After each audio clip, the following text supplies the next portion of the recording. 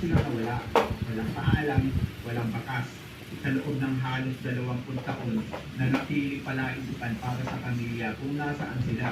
Hanggang isang araw, November 24, 2021, na-discover ng scuba diver na si Jerry Nichay ang isang sasakyan sa ilalim ng Carl Peters River ng Amerika.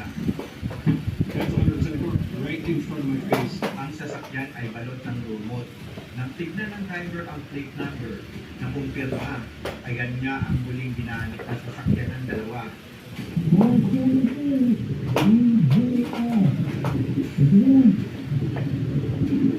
Na-identify ang pagkakakilanlan ng magkaibigan sa pamamagitan ng dental records. Ayon sa investigasyon ng mga otoridad, walang ebidensya ng foul play sa insidente. Base sa salaysay ng huli nilang nakasalumuha, huling gabi ng dalawa, galing sila sa pagsasalo, inuman at house party. Alas 10 ng gabi, nagpaalam ang dalawa upang umuwi. Nagmaneho sila under the influence of alcohol. Ang Peters River ay walang dahon, walang harang.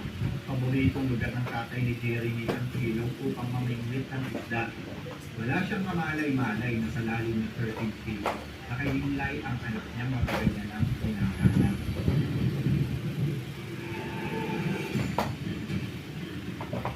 Alam mo ba na ang deepest shipwreck sa buong mundo ay matatagpuan sa Pilipinas? Ayan ang USS Samuel B. Roberts ng US Navy na sumabak sa digmaan noong ikalawang digmaan. Lumubog ito noong October 25, 1944 sa karagatan ng Samar. Ang giyera sa karagatan ng Pilipinas noon ay tinuturing bilang the largest naval battle in history.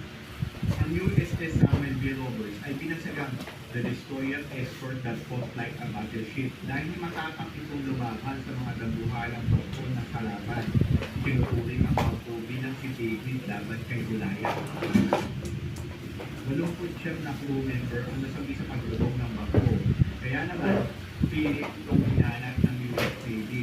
Hindi lang para sa kasaysayan, kundi para bigyan ng hustisya ang sakripisyo ng mga bayani sa bangko. At noong June 2022, matagumpay itong natagpuan sa lalim na aabot ng 22,000 feet. We have found the deepest wreck in history. Oh my God! Gamit ang high-tech submarine na tinatawag na DSB limiting factor. Ang submarine na yan ay hindi basta tulad ng Ocean Titan na sumabog sa lalim ng 13,000 feet. Para magkaroon ka ng perspective kung gaano kalalim ang 22,000 feet, katumbas yan ng Hollow Burj Khalifa na pinapatong-patong. Ang pagka